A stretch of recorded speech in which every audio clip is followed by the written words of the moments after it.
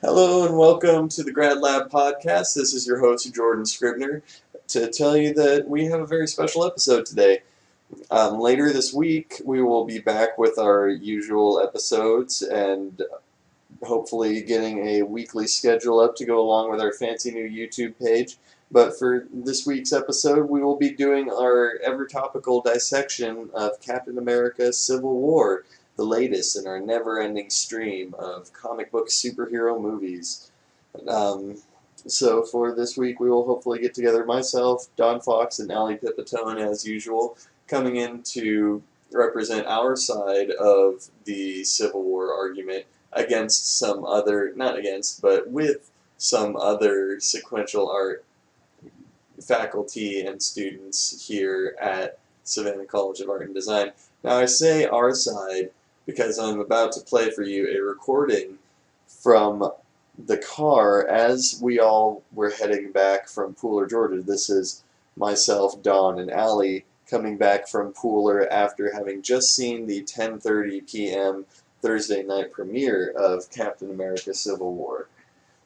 Now, I am showing this recording as a preview of what you can expect from Team Grad Lab, as I have just named us, as we didn't maybe have the most popular opinions about the movie, but our opinions are our own, and they are what we think, and we're doing our best to fairly explain them and actually debate what we believe is good or bad about this movie, about Batman v Superman, about hero movies in general. So, hope you enjoy this little snippet, and we will see you next time with the Captain America Civil War Grad Lab. Enjoy! But, yeah, so I only have like 4 minutes of this, but so he just completely ignores like the years of therapy, the millions of dollars that he put into putting himself through this like super high-tech bullshit therapy. And I get that having that video and that shock would probably undo some of that, but he's still like a fucking smart, calculating ass person who should be able to put together, like, he's okay, this guy's, we've clearly seen that he gets brainwashed all the shit, and he has absolutely no choice in what he's doing, but I'm still gonna completely lose it, let the bad guy get away, and completely fucking, like, none of them knew that Black Panther was there to catch the bad guy, and they just all lost their shit at each other and let him get away. And, like, they are fucking, like, they're superheroes and they have all this shit going for them. They're supposed to be the world's greatest soldiers and all that, but they're all fucking children. Yeah, and then okay, so another art that just really pissed me off, I forget her fucking name, the Sokovian woman, which... Wanda Romanovsko. Yeah, okay, the Sokovian, I don't know what this is. Maximum, yeah, that sounds right. Yeah, okay, whatever. So, Romanov is Natasha Romanoff, that's the Black Widow. But no, what pisses me off is, she goes through this whole, I killed people! I'm a bad person! Guilt trip, guilt trip, guilt trip. And then the next fucking scene, she's throwing cars and killing people. Are you fucking with me right now? At least when all the superhero shit, when they're fighting each other and they know that they're gonna be able to throw a lot of shit at each other. But her fucking whole thing was I must learn to live with my guilt and fear. And then she starts throwing fucking cars! Are you fucking with me right now? I mean, it's a little too neat to have Hawkeye come in and go, get over it. I know. I get it. Okay, it's supposed to be a throwback to the second Avengers movie where he's alright, you need to shit or get on the block. That was a great get over it speech. This one was shit. Hey, you're locked with DirecTV instead of Dish. This fucking sucks. We're gonna break you out of this high-end apartment because you want to see the world and everybody's afraid of you. They have fucking reason to be afraid of you. You're throwing motherfucking cars at people. We'll just smash my emotional support into the core of the earth. Here's the thing. Here's the difference. She's throwing cars at people with her mind, and that's way scarier than the whole throwing cars. I know. At least at the point there's a giant thing to fucking she was run from. she was broken as fuck in that fight. She just kept running from fight to fight, fucking shit up for everyone else. Like, she probably could have ended that whole thing if she would have, like, put her goddamn mind to it, because some of the shit that she does is scary. They could have ended it right away if they took the fucking, I forget his goddamn name too, and I know his name, Jarvis. Oh, Vision. Vision, thank you. If they took the Vision and he just fucking went and blew up that goddamn airplane, just fucking, why don't you go ahead? Yeah. You just have the laser beam, just blow that shit up from the beginning. Surprise, we can't fucking get away. But He was instead looking we're gonna at it. giant fucking He was hit looking- and tear apart a goddamn airplane and hit people with it. Like the he was whole goal of looking- this, let's stop fucking destruction. We should stop breaking shit because we're in trouble for it. So what do? We go break some shit. Vision was looking at the goddamn airplane, and he decides instead to knock down a watchtower to delay them getting to the fucking airplane. He could have lasered the shit out of it. Like, granted, I love the shit out of all the fight choreography in that, like... Oh, that was fucking beautiful. The fight choreography mixed with the sound design, because all the hits were so fucking hard and so satisfying that we only got 15 seconds. No, fucking call my voicemail. I'm not fucking with you. Call my voicemail. Or you can get a recording off of that. Yeah. Okay, we're back. Oh my god.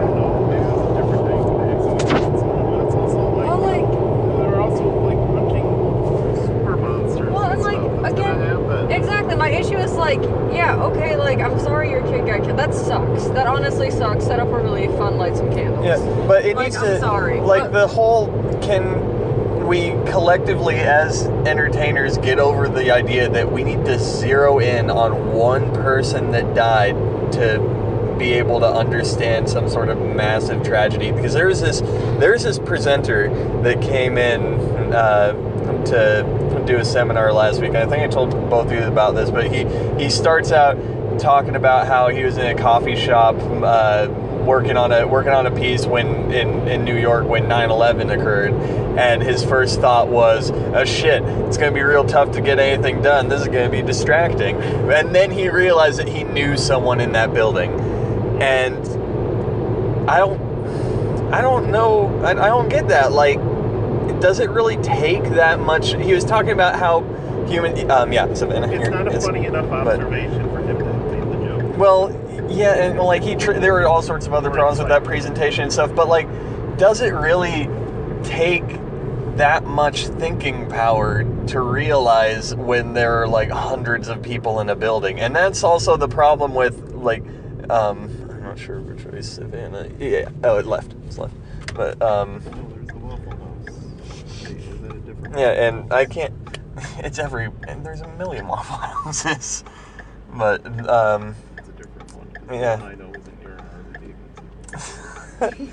but that got away from me. But yeah, just the fact that all of these movies need to have these little moments where we zero in on like one tragic soul and stuff. But like the fact, I mean, that I can kind of understand, because it does go deeper into character and like get more emotional and stuff. But does it have to be like just the one every single time? Like, is it really that hard to process like some more shit going on, or do we need to just have like everyone latches on to one random casualty that they don't know when they're dealing like untold chaos across the planet? Listen. At what point is it reveling in it? Yeah. No, devil's advocate, because I do agree with your point, but devil's advocate, it comes down to, what are you fucking doing? It comes down to this idea of like, look in the news, you see like thousands of people are dying, and like, you know, oh, another bomb went off in Syria. But like, you know, what's sadder, that or, you know, like, oh no, that person's grandma died. Like, it's always like the one person that triggers more. And I don't agree that should be a thing. That makes, I mean, the human mind can only comprehend so much, and that makes, like, that much of it makes sense. But like, it's exactly what you said, Don, like that they're just reveling in it and using it as a tool rather than actual story and character development. Right. You guys want to know why I'm tired of fucking Steven Universe? It's exactly that. No, I'm not making a joke. You better Yeah. like this. Because in season 2, all of a sudden it became all about the characters' traumas and flaws and psychoses And it felt less like they were revealing stuff about the characters and more like they were just reveling in it. Like, I've mentioned this before, it felt like therapy. It feels like therapy, like they're working it out. And they need to start trying a little hard to create a metaphor out of it instead of just shoving it in everyone's faces, because I have plenty of problems myself, and I'm getting really tired of like all those low-level emotions. It's all surface-level bullshit. It's all And that was thrown around and acting like it's the highest. It's like the most thoughtful of writing and media, and it's just because it's making them feel stuff. And it's like, no, come on, we gotta try harder than that. We have to be better than that. Yeah. Otherwise, And we are never gonna get past any of this. And where does that even fall in relation to this movie? Because they were throwing that at all of the characters. Like every single character had that thrown in their face that like, you killed these people, you're responsible, this is all your fault. And then all it came down to was everyone getting angry and punching the shit out of each other.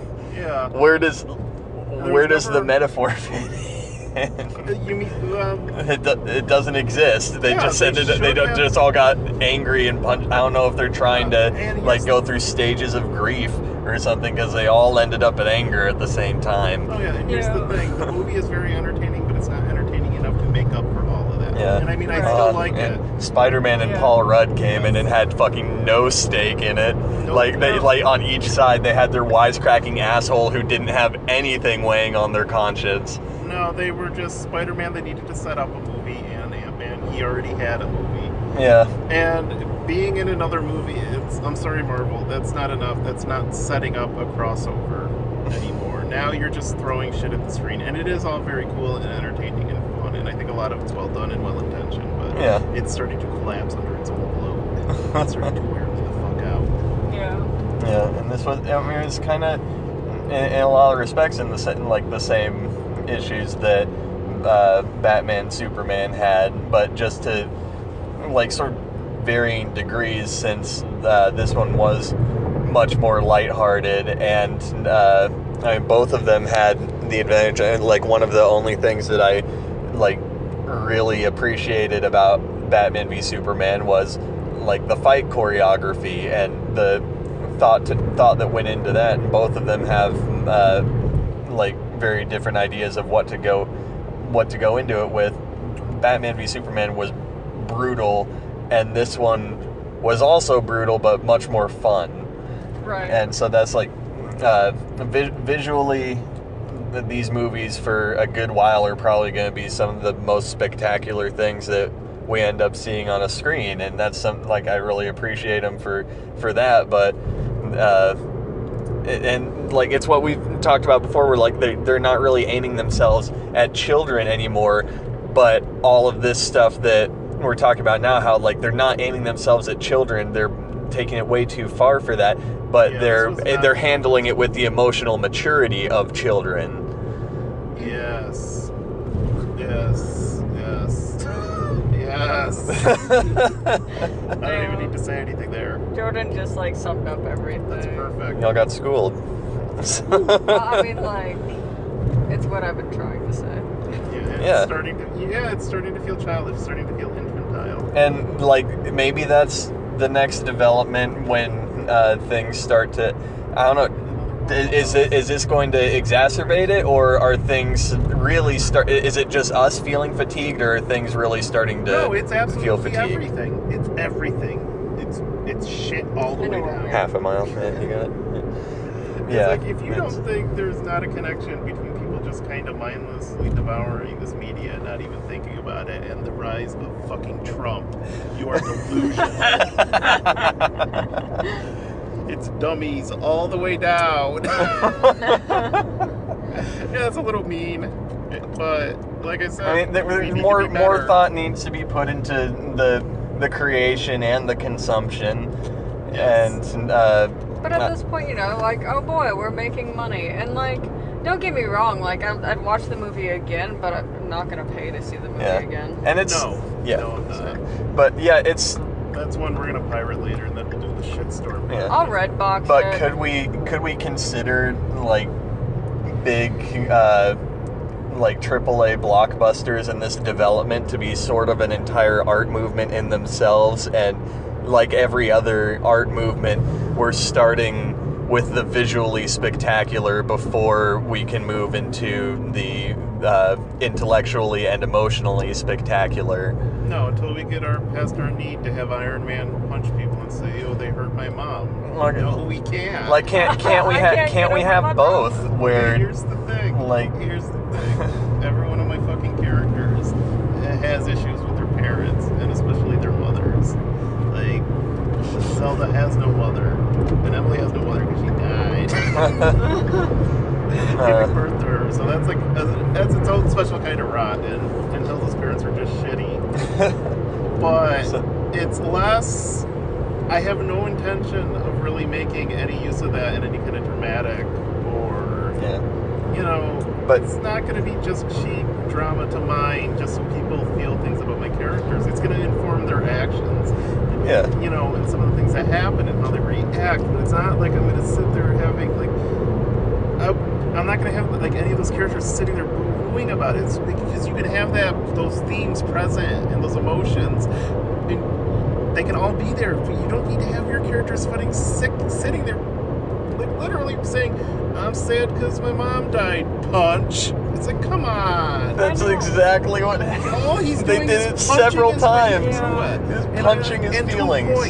To be fair, to a point, they are saying that, yeah, this is awful and gut-wrenching, but it's like Allie pointed out, narratively, it doesn't flow. Well, it doesn't hold up. On top of that, at the end of the movie, the sorry, not sorry bullshit that Captain America pulls, like, Yeah. I And knew then it's that not your even parents were clear. killed by my bestie, and I didn't tell you, and I guess I was just afraid of confronting you because it was me and not you. And here's the sorry, thing. not sorry, and that was fucking it. It was a non-apology. Here's the thing. It wasn't even clear what he was even offering. Yeah. Because was he breaking his team out for Iron Man? Exactly. Or were they going to go with Captain America? Those guys are just hit. And why the fuck, like, why is an Iron Man more pissed off? Like, fuck this guy. Like, I would have shredded that letter and then maybe thrown the cell phone at the wall and then put it in a desk in case I needed to, like, prank call him. Or, like, be like, where are you at? I'm going to send you some fucking pizza. Was that maybe when he, like, maybe the writers actually put it in where he fucking realized that he was a shithead and lost his cool? But, I don't know, it's still, like, not as well thought out in like how Iron Man and Captain America each respectively handled their shit. But I think, like, you know what might just do it? The visual effects artists who I will not name in case this ends up going up on the channels, but when I got a chance to talk to them, they were talking about how, like, completely and utterly overworked and mistreated visual effects artists are in Hollywood. And of course you, like, expect this sort of thing, especially when the studio that made Life of Pi, like, a week after they won an Oscar for their work on Life of Pi, they were shut down because they were all underpaid, and the bidding system for getting your team to get involved in visual effects on a big movie is completely stacked against all of these visual effects companies. So we're looking, if this is still going on the way that it is, that when I got a chance to talk to them about it about a year and a half ago, I think we're looking at a visual effects strike on the level of the 2005 writers' strike, and everything will go back to looking like it was made in 1998. Get ready for nothing but rom-coms and found footage. Like, is that what we need at this point, though, to, like, remove some of the spectacle so that the writers can actually stand out instead of having to, like, put all of the money for a movie into all of these, like, really visually fantastic but ultimately distracting things? Yeah. I don't know if I really want to talk about this, but I almost feel like it's like questionable content. No. Where Jeff Jacks's brand of social awareness is more about being trendy and profitable than any real effort to move things forward. It feels like a slap in the face. No. But what's happening there because you can slowly see he's slowly fucking it up. And the insincerity is starting to show through.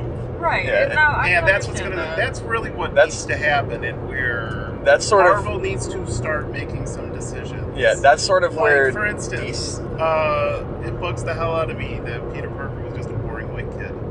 Because the second he puts on that goddamn costume, it doesn't goddamn matter what color his skin is. They should have made that more Miles Morales. Yeah. And next time they get the chance to make a decision like that, they better fucking take They it. thought it was interesting enough to make him 16 and to make his mom 12, and then... Yeah. Aunt May's fuckable, everybody. Yeah, and then, like, pointing it out doesn't help. Like, thanks for It trying, doesn't solve Robert the Downey fucking Jr., problem. but... It's like, thanks for trying, Robert Downey Jr. Now you need to, like, actually start raising shit about it. Yeah, like, congratulations, you pointed out a problem. When are you going to actually fix it? Like, when is this not going to be an issue anymore? And it's all cute and fun in the moment. And now I kind of fucking hate it. So class will be fun Monday. I know, I just... And that's really what's happening with Marvel. I don't know if the insincerity is starting to show through, but it's clearly to the point where they can't keep... It's too much. They need to back off a little bit.